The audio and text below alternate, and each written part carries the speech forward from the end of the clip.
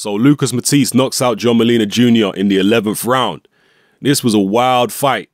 There was like, how many knockdowns? 4 or 5 knockdowns in the fight. Matthysse was down twice. Molina was down several times in the later rounds. Molina started off well in this fight. Very, very well. He seemed to be bossing the early rounds for the most part, using his height and reach advantage. He was way, way taller than Lucas Matthysse. In fact, he looked 2 weight divisions bigger than Lucas Matthysse. Lucas Matthysse is a very short guy anyway. He looks small next to Danny Garcia, but he looks even smaller next to John Molina Jr. And Molina Jr. was having his way for the most part in the early rounds, scored a couple of knockdowns. Matthysse wasn't badly hurt off of either of them knockdowns. They were kind of just flash knockdowns where he went down to a knee. And he protested the second knockdown. He said that that was a punch in the back of the head. But the first knockdown was definitely legit. He didn't complain. And they were both from a similar punch. It was like this chopping overhand right that Molina throws. And he was very sneaky with it as well. He waited until he knew Matthysse wasn't expecting it. Then he threw his right hand over and dropped him twice with the same shot. So Molina did well in the early rounds. He's always game when he fights. He's always, he always gives it 100%. And Matthysse was in a crisis, basically. He had to battle through a crisis. He was also cut from a head clash. And he had to battle through a crisis and gradually break Molina down, which he did.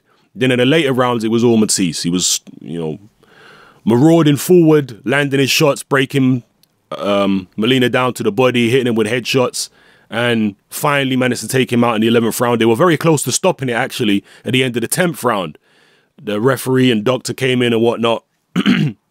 But Goosen in Molina's corner managed to persuade the referee to let it go on. They let him come out for the 11th, and he just got he got blitzed.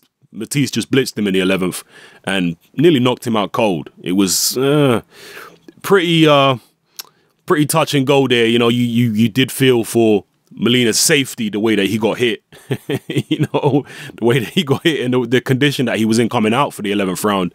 You don't really like to see fighters in that position, but it was a big fight, and I guess they wanted to give him every opportunity.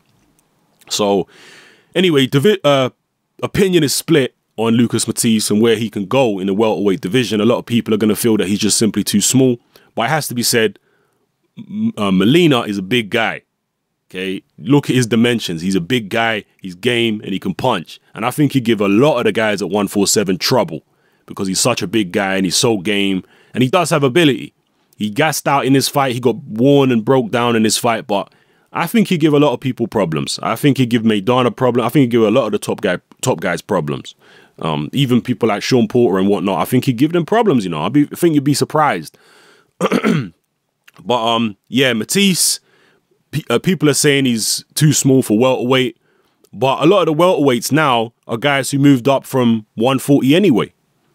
So I don't know about that, man. I think there's still good fights for him at welterweight. He obviously wants the Danny Garcia rematch, and Danny Garcia is planning to move up to welterweight after one more fight. So maybe Lucas Matthysse was hoping to get the jump on Danny Garcia, get the drop on him, and move up and get accustomed to 147 before Garcia moves up. Maybe that was his thinking. I don't know. But yeah, I think as long as he sticks to fighting junior welterweights at 147, guys who have moved up, I think it'd be okay. But when Danny Garcia does move up and Adrian Broner is moving down to 140, then again, there is definitely a case to be made that it'd be better for Lucas Matthysse to stay at 140 because the only person that's going to be there really is Adrian Broner. And that's it. And most people would probably pick Lucas Matthysse to beat Adrian Broner. So it might be wiser for him to drop back down to 140 and try and be the man at 140. And you've also got talk of Pacquiao possibly dropping down to 140. We'll see what happens. But yeah, drop your comments below if you saw the fight. It was a great fight. Very exciting, action-packed and all-out war. And the fans definitely got their money's worth. So drop your comments below. Let me know how you feel about this fight and where you see Lucas Matthysse going forward. What you think he should do. You think he should stay at 147? You think he should drop down to 140? And who would you like to see him in the ring with next? Yeah, so yeah, a lot to cover there, but do your best. This is Hatman, I'm out.